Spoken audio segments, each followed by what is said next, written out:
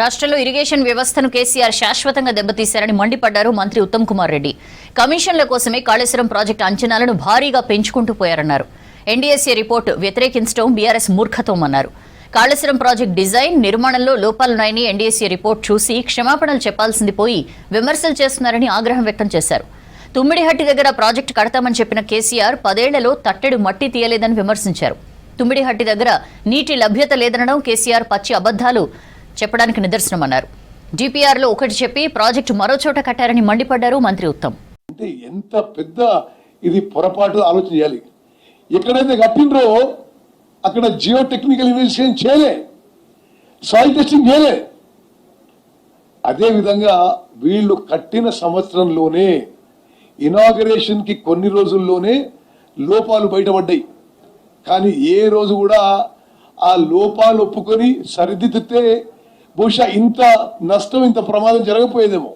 ఆ లోపాలు ఒప్పుకోలే, on record ఉన్నాయి. ఆ లోపాలన్నీ ఒప్పుకోలేదు. అదేవిధంగా ముందుకు పోయినరు.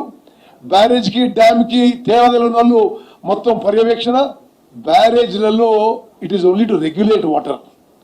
ప్రపంచంలో ఎక్కడ కూడా బ్యారేజ్లలో 2-3 టీఎంసీల కంటే ఎప్పుడు స్టోరేజ్ చేయరు.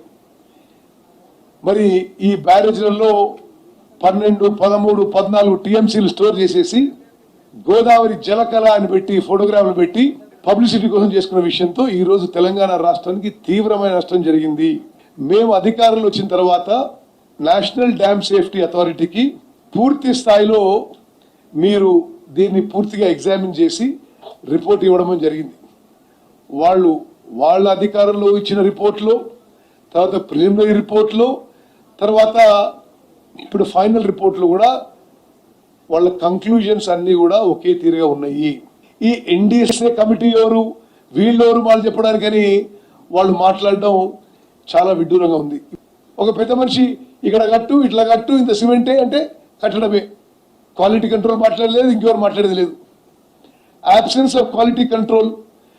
కట్టిన తర్వాత కనీసం ఆపరేషన్ అండ్ మెయింటెనెన్స్ కొంత ప్రొసీజర్ ప్రకారము ఆ ఫెయిలియర్స్ని నిజాయితీగా ఒప్పుకొని కొంత ముందే చేస్తుంటే ఈ స్థాయికి రాకపోయేది.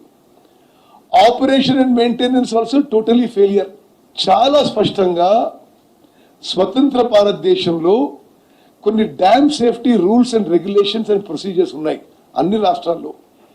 పూర్తిగా డ్యామ్ సేఫ్టీ ఆస్పెక్ట్స్ ఏ ప్రొసీజర్ కూడా ఫాలో కాలేదు. The committee report highlighted significant structural distress across the 3 barrages. అంటే ఏంటిది? ఒక లేమన్ లాంగ్వేజ్లో ఆ వాల్స్ అండ్ బీమ్స్లో పగుళ్ళు వచ్చేసినాయి, క్రాక్స్ వచ్చేసినాయి. మరి అది కూలిపోవడం మొదలుపెట్టింది. అసలు ఎవరన్నా కామన్ సెన్స్ ఉన్న వాళ్ళు ఇటువంటి ప్రతిష్టాత్మకమైన ప్రాజెక్టు, ఇన్ని లక్షల కోట్లు ప్రజాధనం ఖర్చు పెట్టే వాళ్ళు కన్స్ట్రక్షన్ మొదలుపెట్టిన డిపిఆర్ తర్వాత చేసిండ్రు. కన్స్ట్రక్షన్ మొదలుపెట్టిన 6 నెలలకి డిపిఆర్ సెంట్రల్ వాటర్ కమిషన్కి సబ్మిట్ చేసిర్రు. ఇంతకంటే అసలు సిగ్గుచేటైన పని ఇంకోటి ఉంటుందండి? ఇంకా వేరే ఏ దేశాలైనా ఇన్ని వేల లక్షల కోట్లు మానవ తప్పిదం వల్ల జరిగితే ఊకుంటారండి? సరే, ప్రాజెక్ట్ కట్టినరు. కట్టిన తర్వాత అట్టహాసంగా ప్రారంభోత్సవం చేసుకున్నారు. ప్రారంభోత్సవం అయిన వెంటనే అందులో లోపాలు పడ్డాయి. అప్పుడు ఒక టైప్ ఆఫ్ పరిపాలన కదా, ఎవరు చెప్తే చేయాల్సిందే. అది టెక్నికల్ ఏముంది లేదు, ఎవరు ఆలోచనలు చేసి లేదా. ద ఇంపౌండెడ్ అది ఆ ఫాల్ట్ చూసిన తర్వాత కూడా the impounded water in the reservoir was not emptied for repairs and reservoir was continue to be use. ఎందుకు ఎంప్టీ చేయలేదని అడిగిన వీళ్ళు. మీరు చూసింది కదా, ఎందుకు ఎంప్టీ చేయాలంటే ప్రాజెక్ట్ కన్స్ట్రక్షన్ చేసే యూనిట్ అంటే అక్కడ సీఈలు ఎస్సీలు ఏమన్నారంటే, మేము ఇది ఎంప్టీ చేద్దామంటే మాకు ప్రభుత్వం నుంచి పర్మిషన్ ఇవ్వలే. This is the reply.